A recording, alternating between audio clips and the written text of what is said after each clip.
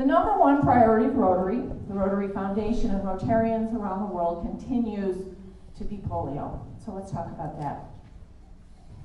In 1979, then President Clem Renouf, now Sir Clem Renouf, read about how the WHO had eradicated smallpox.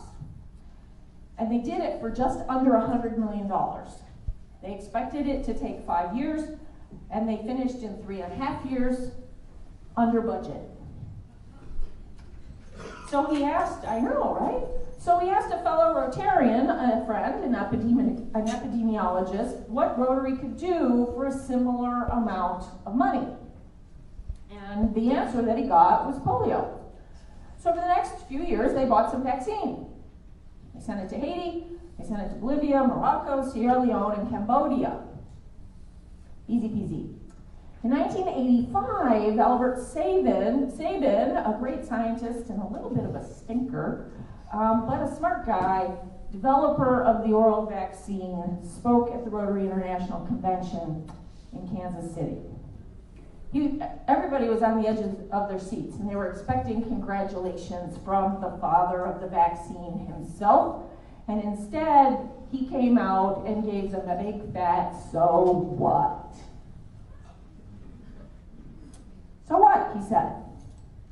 There will still be 400,000 cases of polio a year, and in the next 20 years, by 2005, an additional 8 million children will be paralyzed.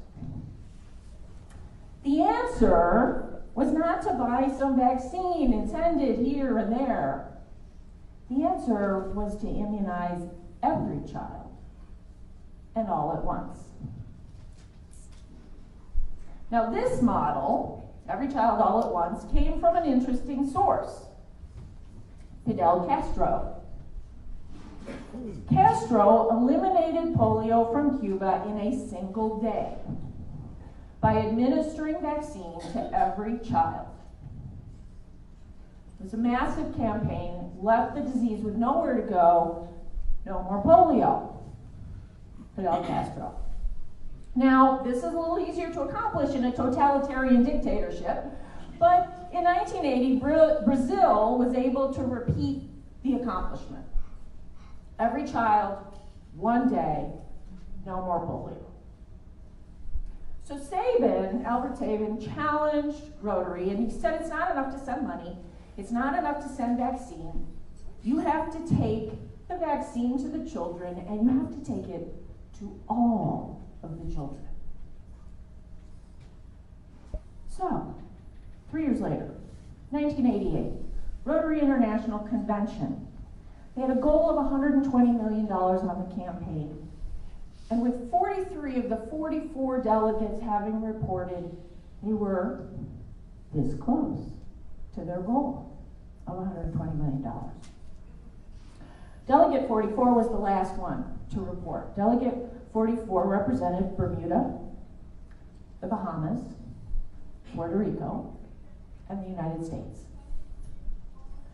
Delegate 44 stepped to the podium and delivered $120 million. So at the end of the day, $219 million, they blew their goal out of the water in cash and pledges. Today, we've spent about $1.5 billion. In 1985, polio was in 125 countries. Okay, a lot of numbers. Still with me? That's the history. Where are we now?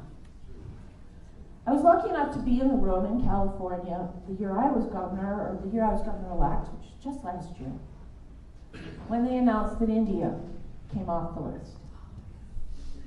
It was supposed to be impossible to do India. Turns out telling them that it was impossible was just the ticket. And then Nigeria, and now all of Africa. And so we're down to 2, Pakistan and Afghanistan. 12 cases so far this year, 8 of them in Pakistan. This year, the Afghani Taliban joined in the effort and are distributing vaccine. Not so in Pakistan. Just 3 weeks ago, 7 more polio workers were killed in the course of their duties. April 4,